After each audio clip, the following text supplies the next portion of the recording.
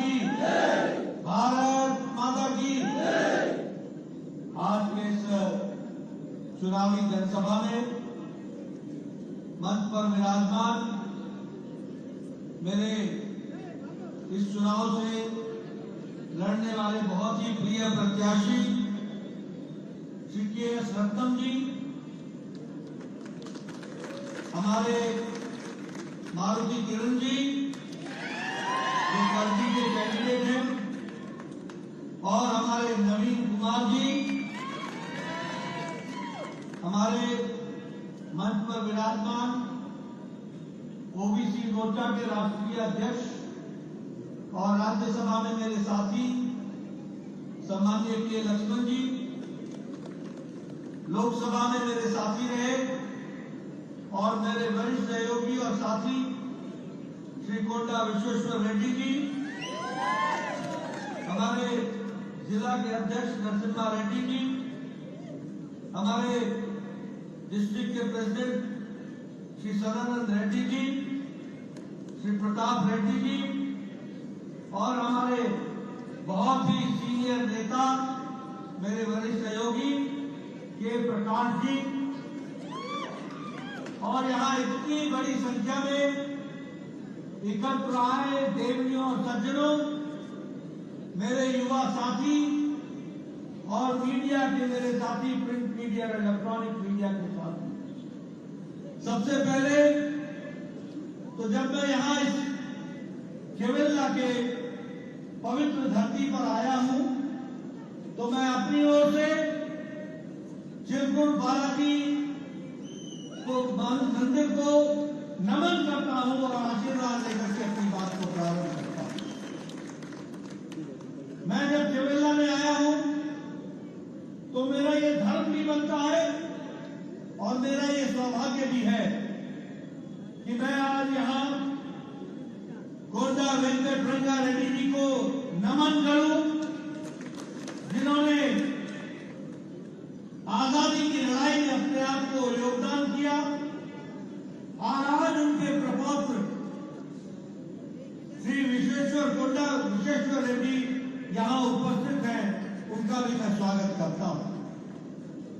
मित्रों, आज चुनाव की बेला में बहुत सी बातें हमारे विश्वेश्वर जी ने आपके सामने कही है, और हमारे के.एस. रत्नम ने बहुत अच्छे से आगे 5 साल में जो काम करना है उसकी बात कही।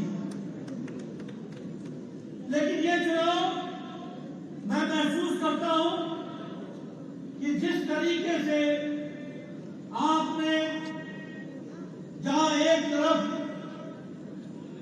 क्रिकेट का वर्ल्ड कप हो रहा है,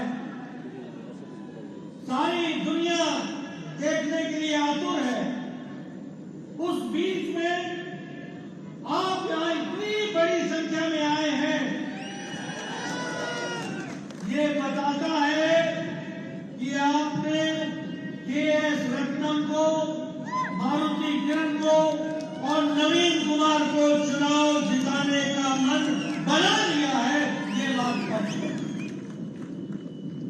मित्रों, सिर्फ इनको विधानसभा में भेजना ही हमारा लक्ष्य नहीं, इनके माध्यम से तेलंगाना की तकदीर बदले, तस्वीर बदले, ये हमारा लक्ष्य है। इनके माध्यम से तेलंगाना जो भ्रष्टाचार से ग्रसित है उससे निकले और पूरी ताकत के साथ आगे बढ़े, ये हमारा लक्ष्य है। ये केसीआर, ये बीआरएस, ये जो तेलंगाना राज्य समिति के नाम पर, तेलंगाना के नाम पर जहां हजारों ने जाने दी, लाखों ने अपने आप को इसमें सर्वस्व लगाया, उनको धोखा देकर आज केसीआर अपने परिवार को बढ़ाने के काम में जुटा हुआ है। आप बताइए, मैं सच बोल रहा हूं कि नहीं बोल रहा हूं? केसीआर अपने परिवार को आगे बढ़ा रहा है कि नहीं?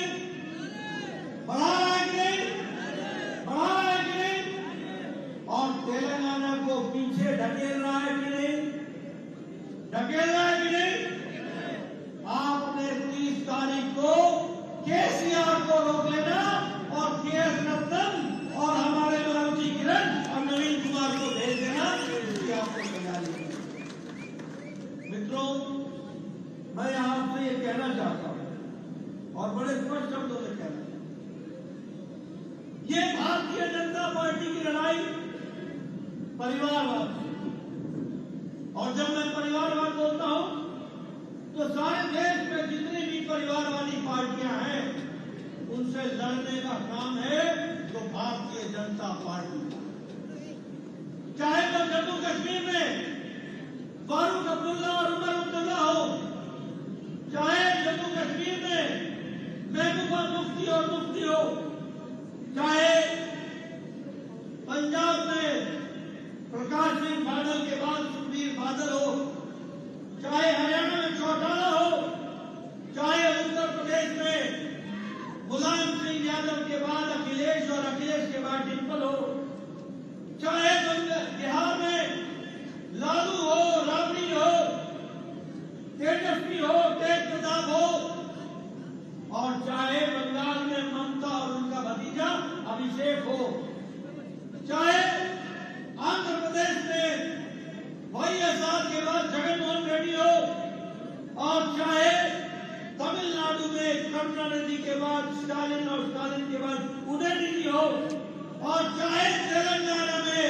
केसीआर के बाद केटीआर, केटीआर के बाद कविता, कविता के बाद उसका बेटा हो, लड़ेंगे तो भारतीय जनता पार्टी इनको बड़ा करेगी सारे देश में। आज महाराष्ट्र में उद्धव ठाकरे और आदित्य ठाकरे से लड़ता है तो बीजेपी, आज अगर महाराष्ट्र में शरद पवार से और सुप्रिया सुले के परिवार की पार्टी से अगर लड़ता है तो बीजेपी लड़ती है। और यहाँ भी केसीआर तुम्हारा परिवार का राजनीति नहीं चलेगी, तेलंगाना की जनता की राजनीति चलेगी, और गरीब लोग जो जनता के लोग हैं वो जीत करके आएंगे, ये तुमको ध्यान रखना चाहिए। मित्रों, इन्होंने आपको, किसानों को लूटा, नौजवानों से धोखा दिया, महिलाओं के साथ धोखा किया, विकास के नाम पर विनाश लाया। आप बताइए, आज यहां पर पेट्रोल और डीजल पर वैट लगा हुआ है कि नहीं लगा है? और सबसे महंगा पेट्रोल डीजल मिल रहा है कि नहीं? मोदी जी ने पेट्रोल में वैट घटाया, सारे बीजेपी के राज्यों ने वैट घटाया। मोदी जी ने डीजल का दाम कम किया, पेट्रोल का दाम कम किया, लेकिन केसीआर तुम्हारी सरकार ने ये नहीं किया। इसलिए अब तुमको जाना होगा और बीजेपी को आना होगा, ये हमको तय करना होगा। मित्रों, मोदी जी संतुष्टिकरण की राजनीति करते हैं, लोग संतुष्ट हो इसकी चिंता करते हैं, और तेलंगाना में केसीआर तुष्टिकरण की राजनीति करता है। बताइए, उर्दू को दूसरी भाषा बनाई कि नहीं बनाई? बनाई कि नहीं बनाई? 4% धर्म के नाम पर गलत ढंग से आरक्षण देने के बाद अब 12% देने का कोशिश है कि नहीं है? मंदिरों की जमीन को हड़पने की योजना है कि नहीं है? ऐसे तुष्टीकरण करने वाले लोगों को हमको छुट्टी करनी पड़ेगी। और ये बीआरएस नहीं है, ये भ्रष्टाचारी राक्षसुला समिति है जो हमको समझना चाहिए। मित्रों, मैं आज ये भी आपको बताना चाहता हूं, ये जो धरनी योजना है, ये गरीबों की जमीन को हड़पने की योजना है। बताइए, धरनी योजना गरीबों की जमीन को हड़प रही है कि नहीं हड़प रही है? छुट्टी करोगे कि नहीं करोगे? और ये भ्रष्टाचार है कि नहीं है? ऐसे लोगों को हमको छुट्टी करनी पड़ेगी। अभी विश्वेश्वर जी बात कर रहे थे कालेश्वरम की। ये कालेश्वरम का प्रोजेक्ट जो 38,000 करोड़ रुपए का था, आज 1,20,000 करोड़ का हो गया, और इसमें भी घपला हुआ, घोटाला हुआ, ब्रिज की जमीन धंस गई। अब आपने केसीआर की पार्टी को धंसा देना है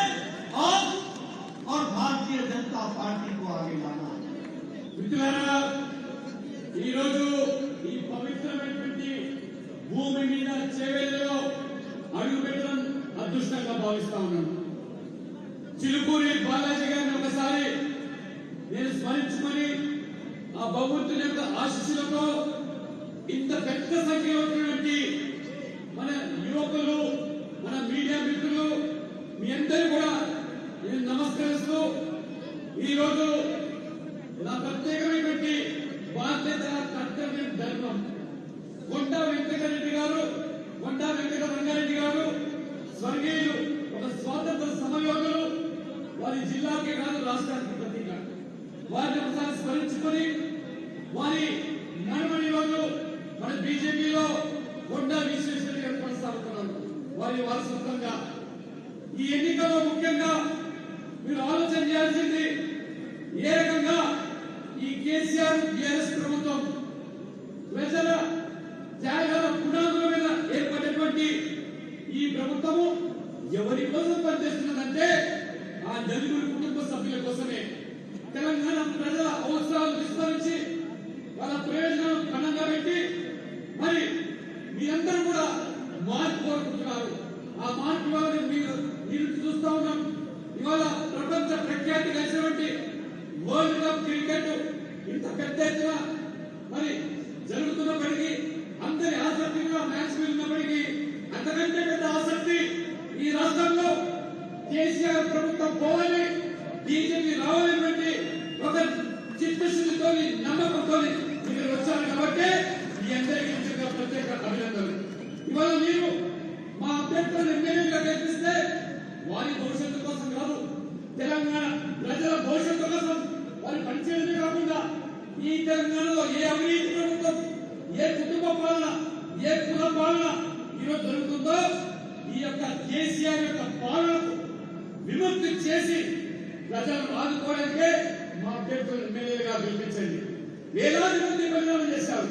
కానీ కేసీఆర్ ఆ బలిదానాలను పూర్తిగా, ఆ అమరులను విస్మరించి తన కుటుంబం కోసమే వాళ్ళు పనిచేస్తున్నారు. కాబట్టి మరి ఆ రకంగా తెలంగాణ ప్రజలు వెలుగుంటే తన కుటుంబాన్ని మాత్రం ముందుకు తీసుకుపోయేటువంటి ఏదైతే ప్రయత్నాలు జరుగుతున్నాయో దానిని అడ్డుకోవడానికే ఇవాళ బీజేపీ అభ్యర్థులను ఎమ్మెల్యేగా గెలిపించారు. నవంబర్ 30 అది శుభదినం. మీరందరూ కూడా ఆ రోజు మరి ఈ కేసీఆర్ పాలనకు స్వస్తి పడడానికి ఏదైతే బీజేపీ ఒక రాజకీయ యుద్ధం ప్రకటించిందో ఈ కుటుంబ పాలన మీద, ఈ వంశపరపర రాజకీయాల మీద నరేంద్ర మోడీ గారు మరి మనం అనిపించకుండా, రాజీ పడకుండా ఏదైతే పోరాటం కొనసాగిస్తున్నాడో అది జమ్మూ కాశ్మీర్ అయినా, పంజాబ్ లో అయినా, హర్యానాలో అయినా, మహారాష్ట్ర, బీహార్, వెస్ట్ బెంగాల్, ఆంధ్రప్రదేశ్, చివరికి తెలంగాణలో కేసీఆర్, కేటీఆర్, కవితారావు, హరీష్ రావు, సంతోష్ రావు, వినోద్ రావు వీళ్ళ కోసం తెలంగాణ తెచ్చుకుంది. అందుకని ఇవాళ భారతీయ జనతా పార్టీ ఇవాళ పోరాటం చేస్తా ఉన్నది. మీ అందరూ కూడా ఈ పోరాటానికి మద్దతు తెలిపి ఖచ్చితంగా మరి ఈ యొక్క కేసీఆర్ ప్రభుత్వానికి రాజకీయ పరమైనటువంటి చరమ గీతం పాడి ఏ రకంగా ఇవాళ రైతులను చూరుపోసుకుంటుంది కేసీఆర్ ప్రభుత్వం. యువత హక్కులు ఇస్తా అని చెప్పి మోసం చేసి దగా చేసింది. మహిళలకు కనీసం రక్షణ లేకుండా ఇవాళ ఏ రకంగా మహిళల యొక్క వాళ్ళ ఒడ్డి ఇవ్వకుండా మోసం చేస్తున్నారు. ఒకసారి ఆలోచన చేయండి. నరేంద్ర మోడీ ఇవాళ కేంద్రంలో సామాన్యుల మీద పెట్రోల్, డీజిల్ భారం పడుతుందని చెప్పి పెద్ద మనసులో ముందుకు వచ్చి కేంద్ర ప్రభుత్వం 5 రూపాయలు ఎక్సైజ్ డ్యూటీ తగ్గిస్తే బీజేపీ పాలిత రాష్ట్రాల్లో ఉత్తరప్రదేశ్ లో 15 రూపాయలు, మిగతా రాష్ట్రంలో 5 రూపాయలు తగ్గిస్తే 20 రూపాయలు ఇవాళ భారం బీజేపీ తగ్గించింది. ఇవాళ అనుకున్న ఇవాళ కేసీఆర్ గారికి మన పేదల పట్ల, ఈ యొక్క మధ్యతరగతి కుటుంబం పట్ల ప్రేమ ఉంటే, చిత్తశుద్ధి ఉంటే ఎందుకు 1 రూపాయి కూడా ఇవాళ పెట్రోల్, డీజిల్ మీద తగ్గించలేదో ఈ ఎన్నికల్లో మీరు ఓటు ద్వారా వారికి బుద్ధి చెప్పాల్సిన అవసరం ఉంది. దయచేసి మీరందరూ కూడా ఒకసారి ఆలోచన చేయండి. మోదీ గారు సబ్కా సాత్ సబ్కా వికాస్, అన్ని వర్గాల ప్రజలు ఇవాళ సంతృప్తికమైనటువంటి రాజనీతిలో పనిచేస్తూ ఉంటే ఇవాళ కేసీఆర్ ఉజ్జగింపు చర్యలు మైనార్టీ యొక్క వారికి లొంగిపోయి ఓట్ల రాజకీయాన్ని పాల్పడుతూ ఏ రకంగా ఇవాళ తెలంగాణ రాష్ట్రంలో ఉర్దూ భాషను 2వ అధికార భాషగా మార్చేసి ఇవాళ మతపరమైనటువంటి రాజ్యాంగ విరుద్ధమైనటువంటి 4% ఎవరి కోసం కేవలం ఓట్ల కోసమే.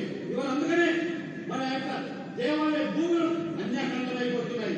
ఈ దేవాలయ భూములు ఈ ప్రభుత్వం కాపాడలేకపోతుంది. కాబట్టి టీఆర్ఎస్ అంటే ఇది భ్రష్టాచార రాక్షసుల సమితి. రాక్షసులు ఏ రకంగా ప్రజల మీద పడి వారు ఏ రకమైనటువంటి దౌర్జన్యాలు ఘాతుకాలు పాల్పడ్డారో అదే పంతాలు ఇవాళ టీఆర్ఎస్ నాయకులు ఎమ్మెల్యేలు మొత్తం ప్రజలు దోచుకుంటున్నారు. ఇవాళ ధరణి పేరు మీద పేదల భూములు ఏ రకంగా మరి లాక్కొని ఏ రకంగా అవినీతి పాల్పడుతున్నారో అసైన్ భూములు పేదలకు దక్కినటువంటి భూములు కూడా ఏ రకంగా వాళ్ళ బలవంతంగా లాక్కుంటున్నారో ఈ అవినీతి పోవాలన్నా కాళేశ్వరం ప్రాజెక్టు పేరు మీద 30,000 కోట్ల ప్రాజెక్టును 1,20,000 పెంచి ఇదే చేయాల ప్రాజెక్టును ఏ రకంగా ఈ ప్రభుత్వం దోచుకున్నదో మొన్ననే మేడిగడ్డ మీద ఆ యొక్క బ్రిడ్జ్ కుంగిపోయిందంటే ఇది ప్రజా ధనాన్ని ఏ రకంగా లూటీ చేస్తుందో ఆ లూటీని అడ్డుకోవడానికి బీజేపీని గెలిపించాల్సిగా మీ అందరితో నేను కోరుతా ఉన్నాను. मित्रों, जैसा मैंने कहा, ये भारतीय टीआरएस नहीं है, ये भ्रष्टाचारी रक्षासुला समिति है। आपको याद है मियापुर में 692 एकड़ की लैंड, 692 एकड़ की लैंड, जो लगभग 4,000 करोड़ रुपए का सरकारी भूमि का घोटाला किया था कि नहीं किया था? किया था कि नहीं किया था? आप बताइए, आउटर रिंग रोड में 1,000 करोड़ रुपए का किकबैक लिया कि नहीं लिया? आप बताइए, दलित बंधु में इनके विधायकों ने 30% कमीशन लिया कि नहीं लिया? 30% कमीशन लिया कि नहीं लिया? दलित बंधु का लाभ आप लोगों में से किसी को मिला क्या? मिला क्या? मैं उधर से सुनना चाहता हूँ, मिला क्या? मैं पीछे से सुनना चाहता हूँ, मिला क्या? मित्रों, ये भ्रष्टाचार 30% का कमीशन, मिस्टर केसीआर 30% कमीशन, ये स्थिति आकर के खड़ी हुई है। प्रधानमंत्री फसल बीमा योजना का पैसा आपको नहीं मिला, रुकावट आप डाल दी जो प्रधानमंत्री जी ने पैसा भेजा था। उसी तरीके से मैं पूछना चाहता हूं, किसी को भी शेवेल्ला में 2 BHK का क्वार्टर मिला? 2 BHK मिला किसी को? किसी को मिला? एक भी व्यक्ति को शेवेल्ला में 2 BHK का मकान नहीं मिला। और प्रधानमंत्री मोदी जी 4 करोड़ प्रधानमंत्री आवास योजना में मकान पक्का बना करके दे दिए हैं, ये भी हमको याद रखना है। और इसलिए अब आपको तेलंगाना में भी कमल खिलाना होगा और शेवेल्ला में 2 BHK का मकान बनाना होगा। इसके लिए हमको काम करना होगा। मित्रों, आप बताइए, मोदी जी के आपके टेलीफोन में 5G आता है कि नहीं आता है? आता है कि नहीं आता है? 5G आता है ना? और यहाँ तेलंगाना में केसीआर का भी 5G है। मालूम है क्या है 5G? जी, पहला है गरीबी, दूसरा है घोटाला, तीसरा है घूसखोरी, चौथा है घपलेबाजी और 5वां है गुंडाराज। बोलो, ऐसी सरकार को रहने देना है क्या? मैं इधर से सुनना चाहता हूँ, रहने देना है क्या? मैं इधर से सुनना चाहता हूँ, ऐसी घपलेबाज सरकार को रहना है क्या? मित्रों, इन्होंने आपके साथ विश्वासघात किया। आप बताइए, मोदी जी के राज में देश आगे बढ़ा कि नहीं बढ़ा? बढ़ा कि नहीं बढ़ा? अगर किसानों को सम्मान चाहिए तो कमल खिलाना होगा। अगर युवाओं को विकास के साथ जोड़ना है तो कमल खिलाना होगा। अगर महिलाओं को सशक्तिकरण करके स्वावलंबन बनाना है तो कमल खिलाना होगा। अगर नौजवानों के साथ साथ देश को विकसित भारत बनाना है और विकसित तेलंगाना बनाना है तो कमल खिलाना होगा। इसकी हमको चिंता करनी है। मित्रों, मैं आपको ये भी बताना चाहता हूँ, आज मोदी जी के राज में भारत 5वें नंबर की अर्थव्यवस्था बन गई है। और अब आपने उठाना है, 2024 में मोदी जी को फिर से लाना है और भारत तीसरे नंबर की अर्थव्यवस्था बन जाएगी, ये भी हमको याद रखना है।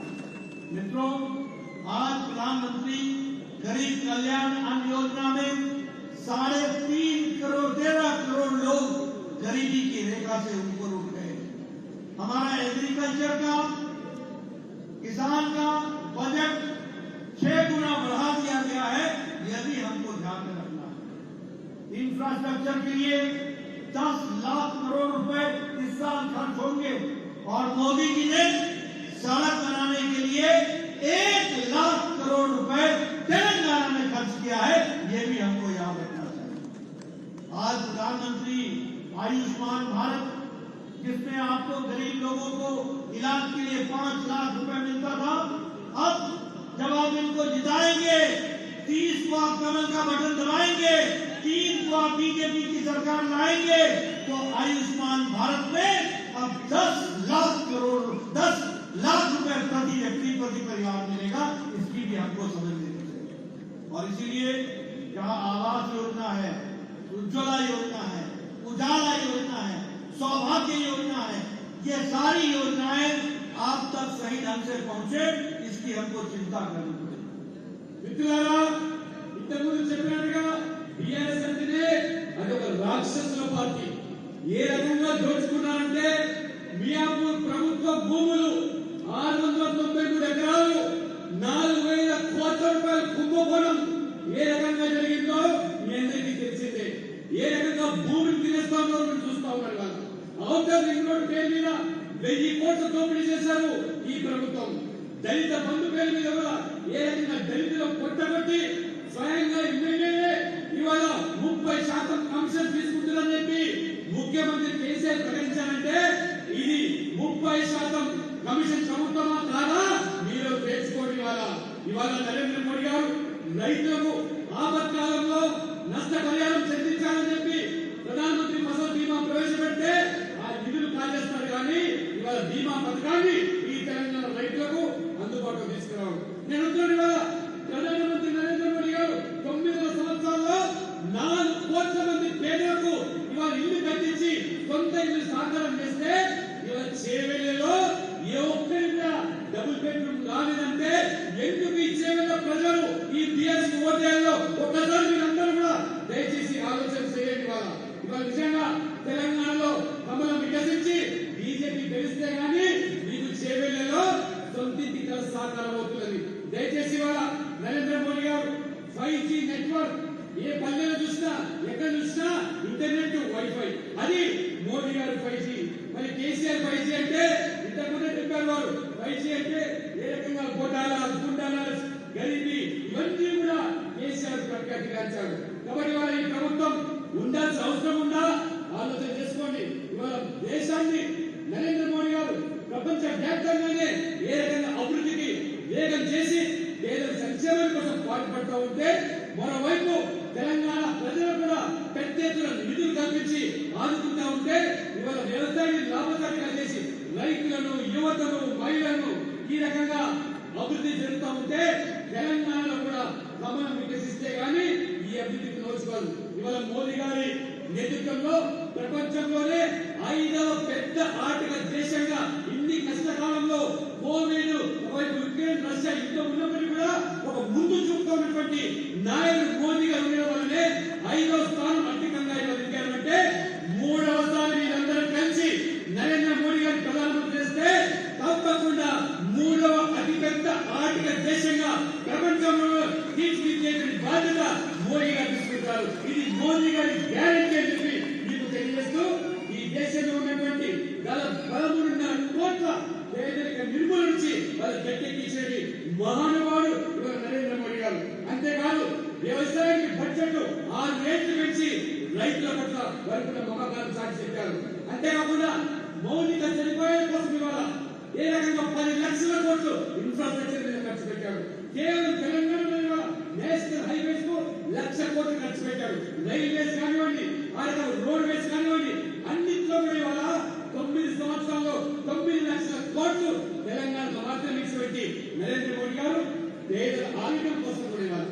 5 లక్షలు ఉన్నటువంటి ఆరోగ్య పథకాన్ని ఈ కేసీఆర్ గారు తెలంగాణ అమలు చేయకపోయినప్పటికీ కూడా ఇవాళ పెద్ద మనసుతో మీరు మా అభ్యర్థులను ఎమ్మెల్యేగా గెలిపించి ఈ రాష్ట్రంలో మా ప్రభుత్వాన్ని తీసుకొస్తే ఈ ఆయుష్మాన్ పథకాన్ని 10 లక్షల ఆరోగ్య బీమా మీకు వర్తింపజేస్తారని కూడా ఈ సందర్భంగా తెలియజేస్తూ అనేక పథకాలు ఇవాళ కేంద్రంలో ప్రధానమంత్రి ఆవాస్ యోజన, ఉజ్వల, ఉజాలా, సౌభాగ్య అనేక పథకాలు కూడా మనకు అందాలి.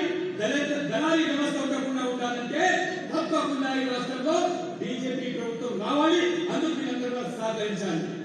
मित्रों, प्रधानमंत्री मोदी जी ने पिछले 9 साल में तेलंगाना में 5,20,000 लाख करोड़ रुपए खर्च किए हैं इंफ्रास्ट्रक्चर विकास के, और उसी तरीके से नेशनल हाईवे डबल कर दिया, 2,500 किलोमीटर सड़क बनाकर, और उसी तरीके से 9 साल के अंदर रेलवे में 250 किलोमीटर की रेलवे लाइन बनाई। और आपको जानकर खुशी होगी कि अभी प्रधानमंत्री जी ने रामगुंडम में फर्टिलाइजर और केमिकल लिमिटेड को 6,338 करोड़ रुपए देकर फिर से उसको शुरू किया। मित्रों, इसलिए विकास के साथ जोड़ने का काम प्रधानमंत्री जी ने किया। लेकिन मैं यहाँ याद दिलाना चाहता हूँ चेवेल्ला के लोगों को कि जब 2017 में हमारे हैदराबाद बीजापुर की नेशनल हाईवे, उस हाईवे को केंद्र सरकार ने सैंक्शन दे दिया। उस समय कोंडा विश्वेश्वर रेड्डी जी उस समय एमपी थे। भारत सरकार ने हैदराबाद बीजापुर सड़क को, जो यहाँ से गुजरने वाली थी, ये जहाँ हम बैठे हैं यहाँ से गुजरने वाली थी, इसको उन्होंने सैंक्शन भारत सरकार ने दिया। लेकिन केसीआर ने कॉम्पनसेशन नहीं किया, इस कारण सड़क नहीं बनी है। आपने अब केएस रत्नम को जिता के भेजना है, हमारी सरकार बनेगी, कॉम्पनसेशन दिया जाएगा और नेशनल हाईवे फिर से बनेगी। आपको याद रखना चाहिए। मुझे दुख के साथ बताना पड़ता है 1100 एकड़ की लैंड जो सीतारामपुर की टेम्पल की लैंड थी, उसको इलीगल तरीके से, गलत तरीके से हड़प करके, ये हमारे सीतारामपुर के मंदिर की जमीन थी, 1,100 एकड़ की जमीन थी, इसको लेकर के और तेलंगाना स्टेट इंडस्ट्रियल कॉर्पोरेशन के नाम पर हमारे चीफ मिनिस्टर के बेटा रमा राव ने इसको इंडस्ट्रीज को कौड़ियों के नाम पर बेच दी, कौड़ियों के नाम पर बेच दी। बोलिए, ऐसे भ्रष्टाचारी सरकार को रहने दोगे? रहने दोगे? छुट्टी करोगे? मैं और भी बताना चाहता हूँ। आप बताइए, 1300 एकड़ लैंड ये हमारे गरीब किसानों से लेकर उनको कहा गया कि कंपनसेशन देंगे। कंपनसेशन देना तो दूर, जो कंपनसेशन दिया वो भी बीआरएस के नेताओं ने खा लिया, नेताओं ने हड़प लिया, कमीशन लिया, ये भी किसानों के साथ किया। मित्रों, आप बताइए, मैं कर्नाटक की बात करूंगा, कांग्रेस की बात करूंगा। क्या वो बिजली कही थी कर्नाटक में कि 200 यूनिट बिजली फ्री देंगे? क्या दिया? क्या मिला कर्नाटक को? आप बताइए। उन्होंने कहा था कि हम फ्री बस सर्विस देंगे महिलाओं को। बस में जगह ही नहीं है, बसें ही नहीं है, तो फ्री में किसको घुमाओगे? ये कर्नाटक में कांग्रेस पार्टी ने किया। उसी तरीके से बेरोजगारी भत्ता, कहीं कोई बेरोजगारी भत्ता नहीं दिया। और उसी तरीके से मैं कहूंगा, केसीआर हो या कांग्रेस, एक बात की गारंटी है कि भ्रष्टाचार की गारंटी पक्की है, ये याद रखना। भ्रष्टाचार की गारंटी और विकास की गारंटी मोदी की गारंटी है, ये भी याद रखना, मोदी की गारंटी। मित्रों, हम आपको बताना चाहते हैं कि हमने तय किया है, आप चुनाव जिताओ, महिलाओं को, बहनों को साल का 4 गैस का सिलेंडर मुफ्त मिलेगा, इसकी हम व्यवस्था करेंगे। इसी तरीके से अगर बीसी का, बैकवर्ड का हमारा चीफ मिनिस्टर बनेगा, तो ये भी याद रखना कि प्रधानमंत्री जी की तरह हम सबका साथ, सबका विकास और सबका प्रयास करेंगे। मैं ये भी बताना चाहता हूं कि पैडी पर, चावल पर, भात पर हम 3,100 प्रति क्विंटल उनको हम एमएसपी पर खरीदेंगे और फर्टिलाइजर की सब्सिडी हम प्रति एकड़ 1,800 रुपए देंगे और 2,500 इंसेंटिव जो हमारे गरीब किसान हैं उनको भी हम देने का काम करेंगे। ये भी हम आपको विश्वास है और साथ में हमारी सरकार बनेगी तो हम पेट्रोल और डीजल पर वैट हटा देंगे और उनको मुख्य धारा में किसानों को लाएंगे, इसकी हम चिंता करेंगे। बच्चों को हम फ्री लैपटॉप देंगे और इसके साथ साथ सेल्फ हेल्प ग्रुप को 1% पर लोन देकर के उनको हम खड़ा करेंगे। इस तरीके का हम काम करेंगे और नौजवानों को 2.5 लाख जॉब सरकारी नौकरी 5 साल के अंदर देंगे, ये भी आप याद रखिए। और 17 सितंबर को तेलंगाना का घोषणा दिवस, विमोचन दिवस, लिबरेशन दिवस के रूप में मनाएंगे, ये भी आप याद रखिए। इसलिए मित्रों, हमारा प्रयास है कि हम तेलंगाना को मुख्य धारा में आगे बढ़ाएं, मोदी जी के दृष्टि से इस तेलंगाना को आगे बढ़ाएं, इन भ्रष्टाचारियों से आपको बचाएं और विकास की नई मंजिल तय करें, ये हमारा निवेदन है। మిత్రులారా, ఇంతకు ముందు చెప్పినట్టుగా తెలంగాణకే మౌలిక సదుపాయాల కోసం 5,20,000 కోట్లు ఖర్చు పెట్టారు.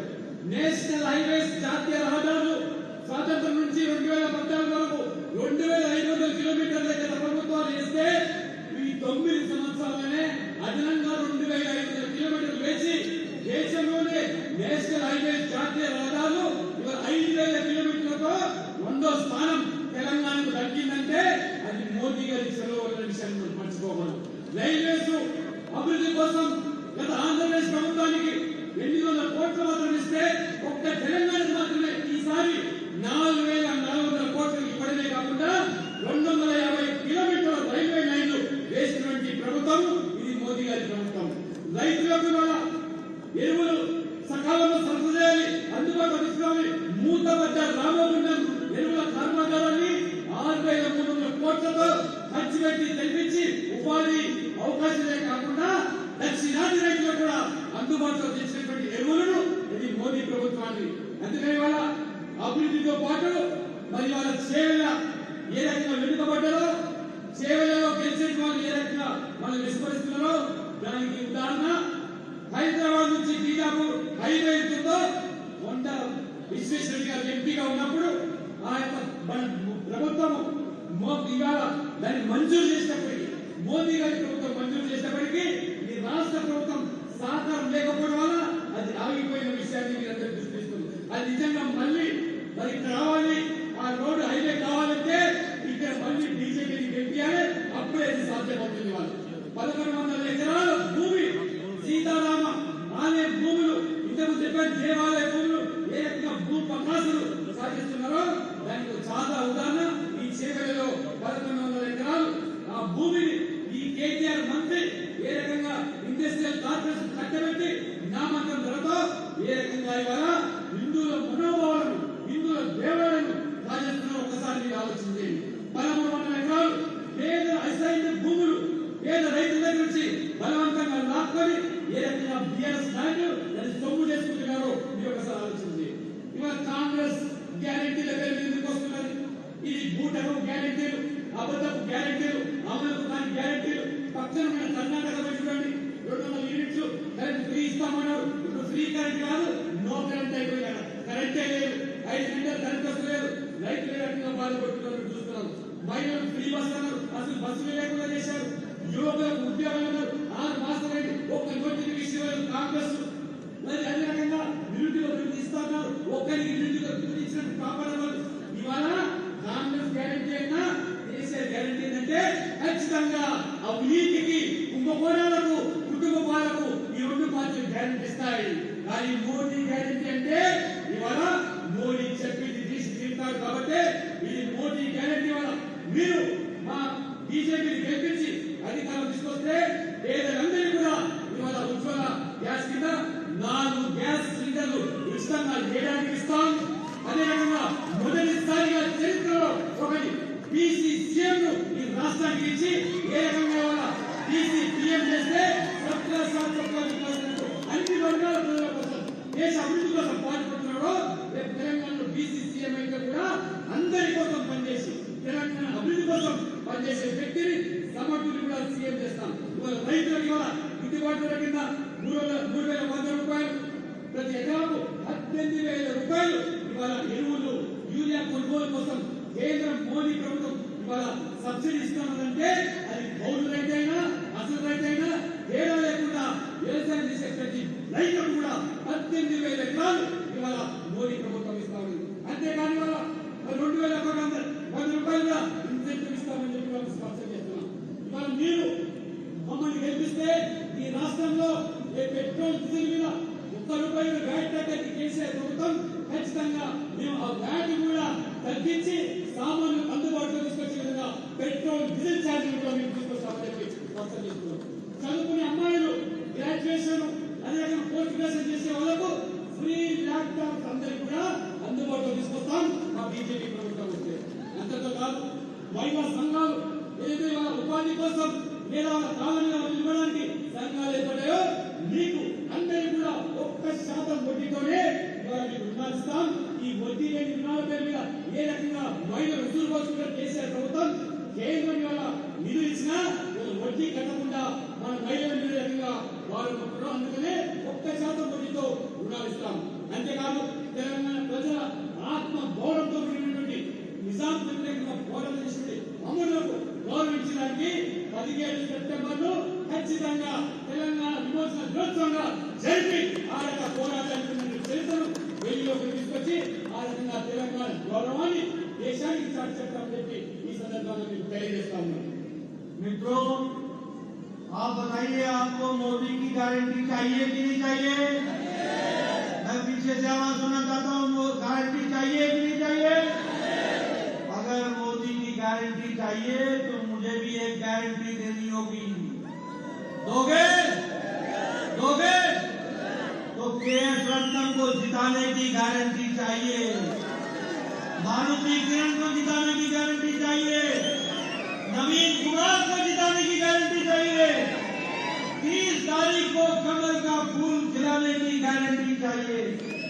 आपके विकास की गारंटी हमारी, तेलंगाना के विकास की गारंटी हमारी, सबको साथ लेकर के चलने की गारंटी हमारी और तेलंगाना को नंबर 1 का राज्य पहुंचाने की गारंटी हमारी है। ये आपको याद रखना। మీకు మోడీ గ్యారంటీ కావాలా? మీ అందరికి మోడీ గ్యారంటీ కావాలా? కావాలంటే నాకు మీరు ఒక గ్యారంటీ ఇవ్వాలి. ఆ గ్యారంటీ ఏంటంటే చేవేల నుంచి మా రత్నం గారిని గెలిపించాలి, అదేవిధంగా